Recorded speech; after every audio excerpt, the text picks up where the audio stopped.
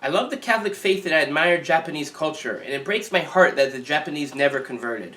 When I read of the history of the attempted conversion of Japan, I come across two very different versions of it.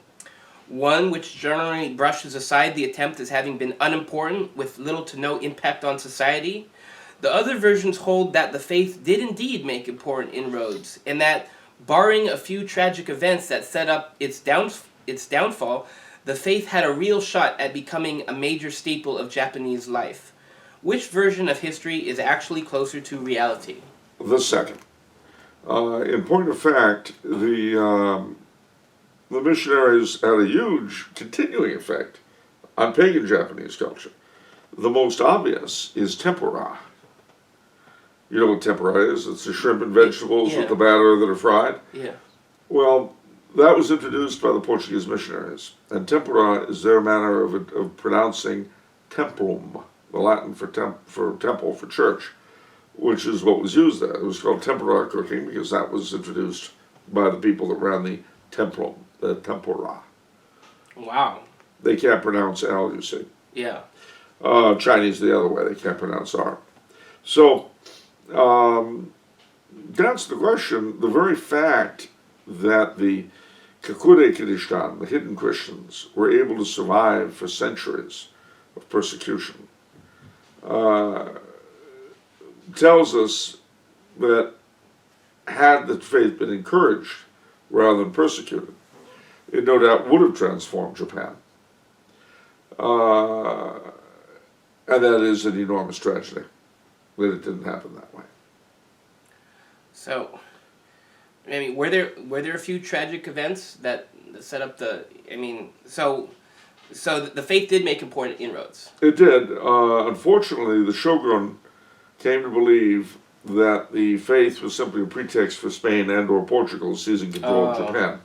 Okay. This was a belief encouraged, oddly enough, by English and Dutch traders, being good Protestants, of course, and married to the truth, the way Protestants tend to be. Wow. Okay. Second question: what elements of Japanese culture do you think were the most consonant with the Catholic faith, and what elements do you think were the most caustic to the faith, or at least caused the most hurdles for her to overcome? The idea of honor, that was very much a part of Japanese culture, was certainly very congruent with Catholicism, at least as it was then. We modern Catholics don't know a lot about honor, but, it was a big thing back then. The concept of sacrifice, both divine sacrifice all the way down to personal sacrifice, is a big part of Japanese culture, and that they got. But they had troubles with, Shinto tends to divinize everything. There are spirits, kami, all over the place, and they're given divine worship. In the European mode, there would have been fairies and angels. But the idea of a single monotheistic God was very tough for the Japanese. And also the sexual mores were extremely hard. The Japanese in those days, they practiced polygamy. They had the whole geisha subculture and all this sort of thing. But again, it's not that far removed from the Roman experience. So, that's important to bear in mind. When you have certain writers like Shusaku Endo and folks like that say that, the problem is that Catholicism is so completely foreign to the Japanese experience, it could never catch on. Well, it was completely foreign to the Roman experience. It's just that there was no Constantine in Japan. That's true. So, I think that. Oh.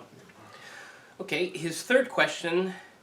I've seen more than a few books on nights which have sections in them talking about what they call the Eastern Night, the samurai. What did the Christian knight and the Shinto Buddhist samurai have in common, and in what ways did they differ? Well, the honor code was similar. But where they differed was their attitude toward weakness. Oh.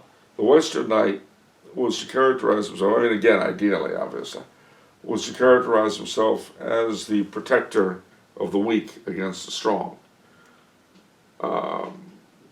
whereas the samurai was taught to have contempt for the weak.